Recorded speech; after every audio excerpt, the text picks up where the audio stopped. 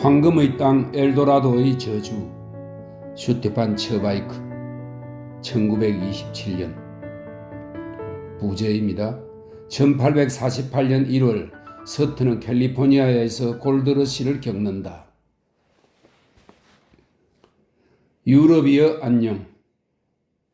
1834년 미국 전기선 한 척이 프랑스의 르아브르를 떠나 뉴욕으로 향한다. 거기 탄 수백 명의 무법자 중 하나가 요한 아우구스트 서트이다. 스위스 바젤 근처의 류넨베르그 출신으로 이제 31살이다. 그는 파산한 경력이 있고 절도범의 위조범이다. 유럽의 법정을 벗어나려면 하루빨리 대서양을 건너야 하는 처지라서 아내와 세 아이를 두고 갈 수밖에 없었다. 그는 파리에서 가짜 신분증과 돈을 약간 장만하고는 새로운 인생을 개척하러 나선다. 7월 7일 드디어 뉴욕에 도착한 서트는 꼬박 2년을 닥치는 대로 온갖 일을 한다. 짐꾼, 약종상, 치과의사, 약품 판매인, 선술집 주인이 그가 거쳐간 직업들이다. 그러다가 어느 정도 자리를 잡고 음식점을 운영하다가 그것을 팔고는 시대의 흐름을 따라 미주리로 간다. 거기서 농부로 일하며 얼마 지나지 않아 적으나마 재산을 모은다. 그러니 이제 편하게 살아도 됐을 것이다. 그러나 그의 집은 항상 오가는 사람들로 넘친다. 모피상이나 사냥꾼, 모험가와 군인들이다. 서부에서 왔거나 서부로 가는 사람들이다. 서부. 이 말은 점차 그에게는 마법의 주문처럼 들린다. 들리는 얘기로는 먼저 초원이 끝없이 이어진다. 거기에는 엄청나게 많은 물소떼들이 살지만 며칠, 아니 몇 줄을 걸어도 사람 하나 없다. 어쩌다가 인디언들의 습격을 받는 게 고작이다. 그 다음에는 아무도 오른 적이 없는 높은 산이 나온다. 산을 넘으면 드디어 새로운 땅이 보인다. 그 땅에 대해서 제대로 아는 사람은 없고 전설에나 나올 법한 보물이 가득하다는 소문만 무성하다. 캘리포니아는 그 정도로 사람의 발길이 닿지 않은 땅이다. 적과 꿀이 흐르는 이 땅은 임자가 없어서 누구든 원하면 차지할 수 있지만 너무나 멀어서 죽을 각오를 해야만 갈 수 있다고 한다. 서트에게는 모험가의 피가 흐르고 있다. 가만히 앉아서 농사나 짓는 것은 할 짓이 아니다. 1837년 어느 날 그는 재산을 처분하고 마차와 말, 물소떼를 장만한다. 그러고는 이 행렬을 이끌고 인디펜던스 요새를 떠나 미지의 땅으로 향한다. 캘리포니아로 가다. 때는 1838년 장교들의 선교사 5, 여자 3이 물소가 끄는 수레를 타고 끝없이 펼쳐진 인적 없는 땅을 지나고 있다. 초원을 한참 지나고 마침내 산을 넘자 태평양이 가까워진다. 석 달에 걸친 여행 끝에 이들은 10월 말 밴쿠버 요새에 도착했다. 두 장교는 이미 서트의 곁을 떠났고 선교사들은 더는 갈 생각이 없다. 세 여자는 여행 중에 영양실조로 죽었다. 서트는 이제 혼자이다. 사람들은 그를 밴쿠버에 눌러앉히려고 일자리까지 주며 애를 쓰지만 소용이 없다. 서트는 전부 거절한다.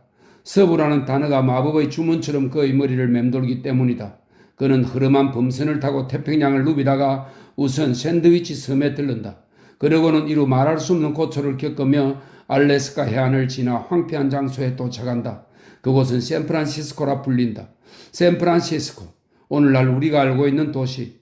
지진을 겪은 후 인구가 2배로 늘어나 100만 명이 된 도시를 떠올려서는 안 된다. 프란체스코 수도의 이름을 딴 그곳 샌프란시스코는 가난한 어촌에 불과하다. 멕시코의 변방인 캘리포니아는 신대륙에서 가장 수목이 울창한 지역에 속하지만 사람들에게 알려지지 않은 채 법규나 문명의 손길이 닿지 않은 방치된 땅이다. 샌프란시스코는 이 변방 캘리포니아의 주도조차 되지 못한다. 권위를 지닌 기관이 없기에 이곳에 정착한 스페인 사람들은 무질서 속에 살고 있다.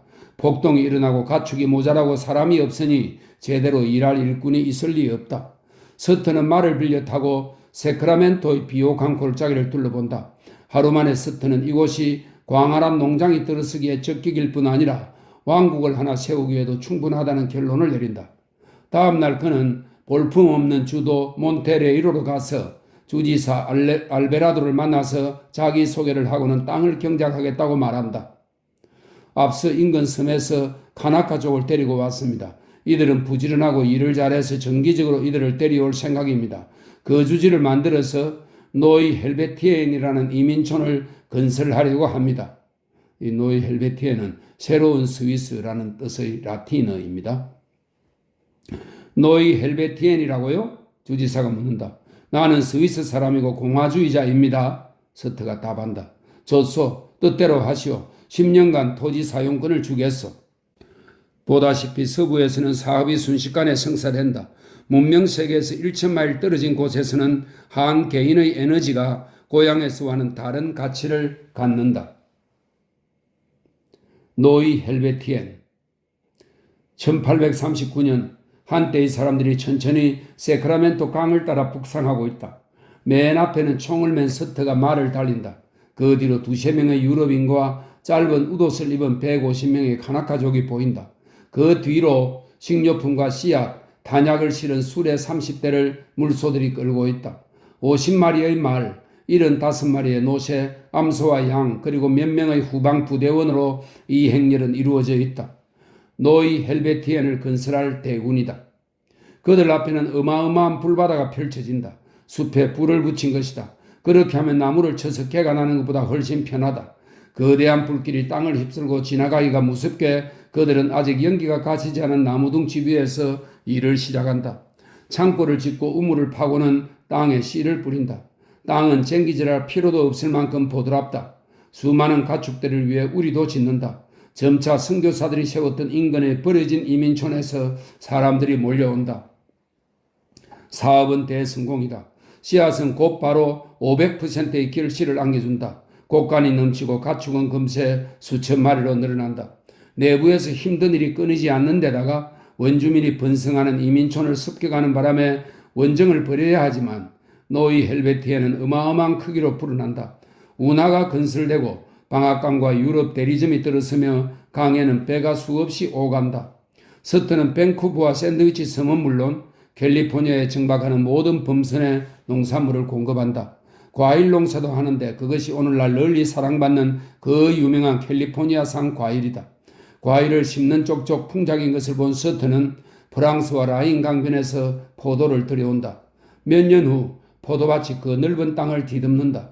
서트는 자신이 살 집과 풍요로운 농장을 짓고 파리에서 플레이엘 피아노를 가져오게 한다. 운송에만 무려 180일이 걸렸다. 그런 다음 전기기관 한 대를 물소 60마리를 동원해서 뉴욕에서부터 전 대륙을 가로질러서 싣고 오게 한다. 그는 영국과 프랑스에서 가장 큰 은행의 융자를 받으며 거래한다. 나이 45세 성공의 정점에 오른 것이다. 그러고 나니 14년 전 아내와 세 아이를 이 세상 어딘가에 버려두었다는 사실이 생각난다. 그는 가족에게 편지를 써서 자신이 다스리는 왕국으로 오라고 청한다. 이제 그는 남 부러울 일이 없다고 느낀다. 그는 노이 헬베티엔의 주인이고 세계 최고의 갑부 중 하나이며 앞으로도 그럴 것이다.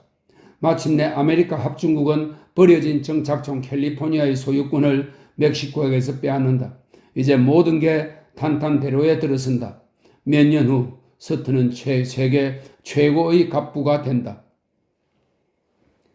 삽으로 황금을 뜨다. 1848년 1월 갑자기 목수 제임스 마샬이 잔뜩 흥분해서는 서트의 집으로 들이닥쳐서 급히 이야기할 게 있다고 말한다. 서트는 의아해한다.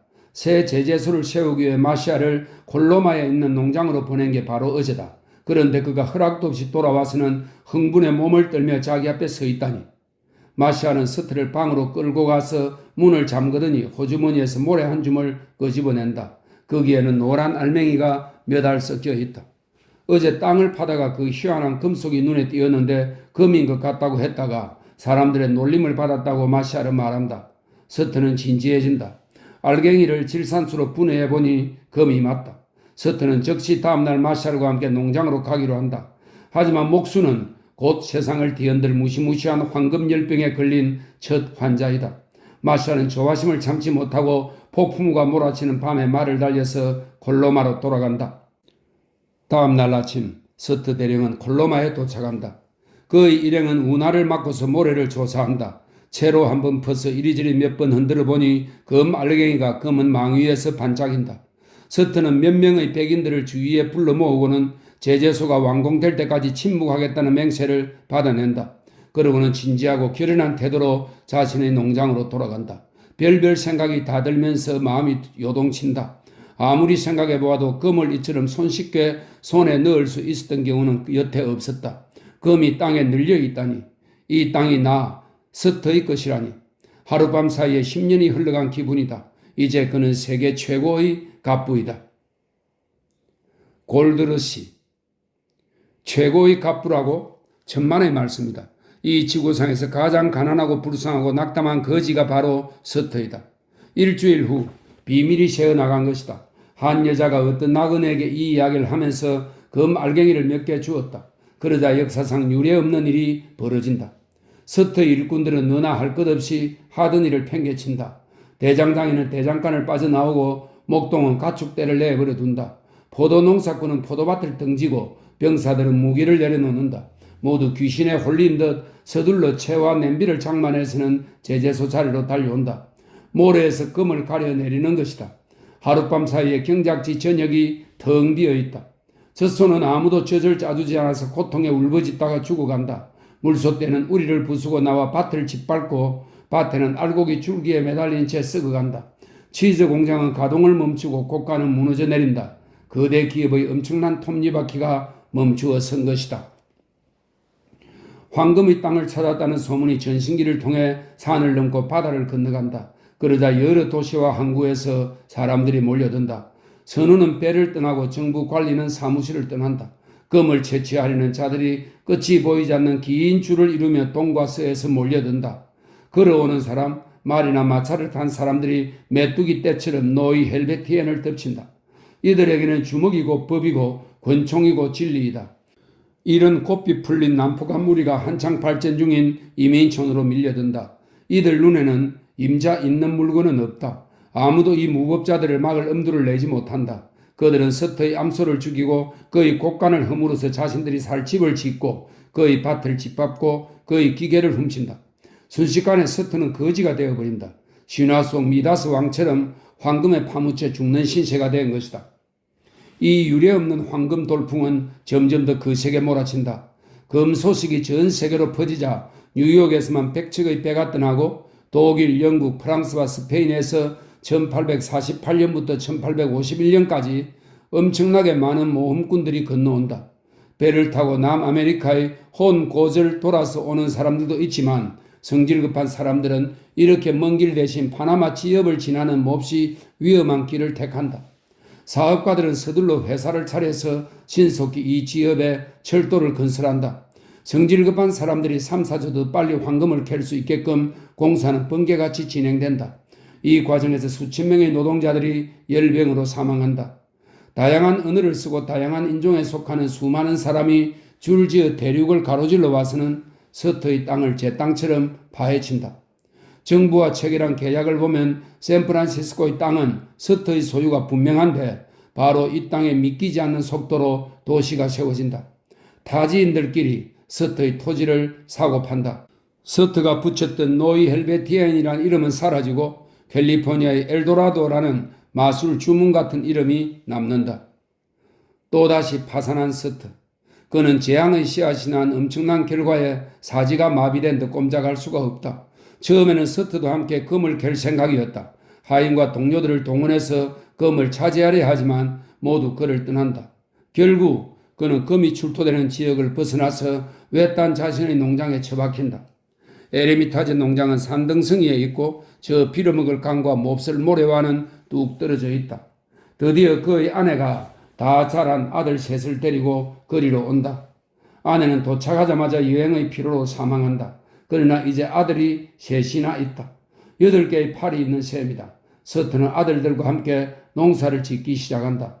넷이서 더할 나위 없이 비옥한 땅을 경작한 덕분에 그는 찬찬히 끈질기게 재산을 모은다. 그에게는 아무도 모르는 굉장한 계획이 하나 있다. 소송. 1850년 캘리포니아는 아메리카 합중국에 편입된다. 황금에 미쳐 날뛰던 지역이 합중국의 엄격한 지배를 받게 되자 부유해지면서 질서도 자리를 잡는다. 무정부 상태가 사라지고 법이 다시 재구시를 하게 된다. 그러자 서터는 돌연 앞에 나서서 자신의 권리를 주장한다. 샌프란시스코 시가 세워진 땅 전체가 법적으로 자신의 재산이라는 얘기이다. 따라서 국가는 강탈당한 자신의 재산과 손실을 보상할 의무가 있다고 주장한다. 그는 자기 땅에서 채취된 모든 금에 대해 자신의 지분을 요구한다. 소송이 시작된다. 인류 역사상 여태껏 없었던 엄청난 규모의 소송이다. 서터는 자신의 정착촌에 들어와 사는 17,221명의 농장주를 상대로 소송을 건다. 이들에게 훔친 토지를 내놓으라고 요구한다. 캘리포니아 주가 자신이 건설한 도로, 운하, 다리, 댐, 방앗간 등을 그저 점유했으니 주 정부는 그 대가로 2,500만 달러를 지급해야 한다. 합중국은 파괴된 재산에 대한 보상과 채굴된 금에 대한 지분으로 2,500만 달러를 지급해야 한다. 그는 둘째 아들 에밀을 워싱턴으로 보내 법을 공부하게 했다. 소송을 벌이기 위해서였다. 새 농장에서 나오는 엄청난 수입을 모조리 소송 비용에 쏟아붓는다. 4년 내내 서터는 온갖 신급의 법원에서 소송을 벌인다. 1855년 3월 15일 드디어 판결이 떨어진다. 캘리포니아 최고위직 판사인 정의파 톰슨은 문제의 땅이 의심의 여지 없이 서터의 소유이며 그의 소유권은 침해될 수 없음을 인정한다.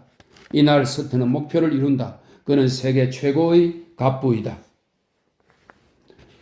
마지막 글입니다. 종말. 서터가 세계 최고의 갑부라고? 천만의 말씀이다. 이번에도 그렇게 되지는 못했다. 가장 불쌍한 거지에다가 시련에 시달리는 지극히 불행한 사람이 바로 서터다. 운명은 이미 몇 차례 그에게 치명타를 날렸지만 이번에는 사정없이 주먹을 휘둘러서 그가 영영 바닥에서 일어나지 못하게 만든다. 판결이 알려지자 샌프란시스코와 인근 지역에 폭동이 일어난다. 재산을 잃게 된 수만 명의 사람들은 거리의 폭도와 한패가 되어 신나게 약탈을 하며 미쳐 날뛴다. 그들은 법원으로 몰려가 불을 지르고 린치를 가하기 위해 판사를 찾아 나선다. 이 무시무시한 무리는 서터의 전 재산을 약탈하려고 몰려간다. 서터의 맏아들은 폭도들에게 쫓기다 자살하고 둘째는 살해당한다. 셋째 아들은 도망쳤다가 돌아오는 길에 익사한다. 노이 헬베티에는 불바다가 된다. 농장은 잿더미가 되고 포도밭은 짓밟힌다. 서터는 수지품과 돈을 비롯한 동산 일체를 잃는다. 미쳐 날뛰는 무리는 그의 엄청난 재산을 파괴한다. 서터 본인은 가까스로 살아남는다. 서터는 이 치명타를 영영 극복하지 못한다. 그가 이룬 성취는 파괴되었고 아내와 아이들이 죽었으니 정신이 온전할 수가 없다. 오직 하나의 생각만이 총기를 잃은 머릿속에서 도깨비 불처럼 번뜩이고 있다. 소송을 벌여서 권리를 되찾겠다는 생각이다. 정신이 혼미한 노인은 이후로도 25년을 남노한 옷을 입은 채 워싱턴의 법원 주위를 맴돈다. 관청 사람들 모두가 더러운 윗도리에 구멍난 구두를 신고서 자신의 재산 수십억을 요구하고 다니는 장군을 알고 있다. 그가 가진 마지막 연금마저 뜯어내려고 소송을 부추기는 변호사나 모험꾼, 사기꾼들은 곳곳에 널려 있다.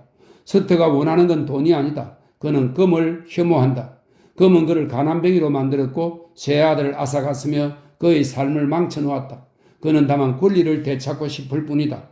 그는 편집종 환자처럼 악에 바쳐서 권리를 되찾고자 사투를 벌인다. 그는 상원과 의회에 손해배상을 청구한다.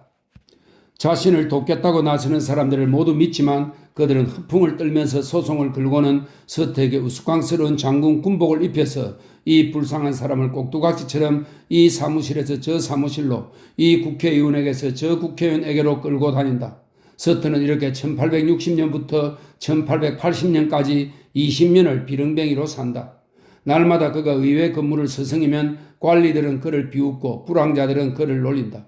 지구에서 가장 비싼 땅이 그의 것이고 그 땅은 거대한 나라 미국의 제2의 수도가 되어 있으며 그 도시는 시시각각 성장하고 있는데 말이다.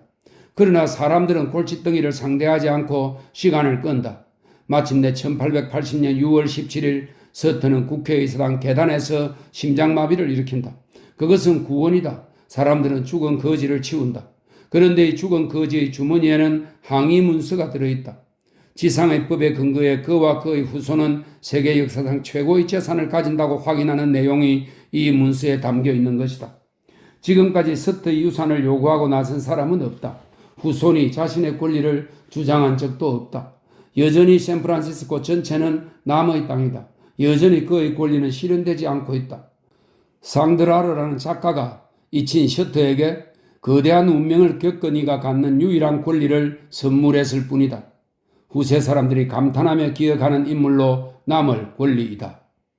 끝에 이런 설명이 붙어 있네요.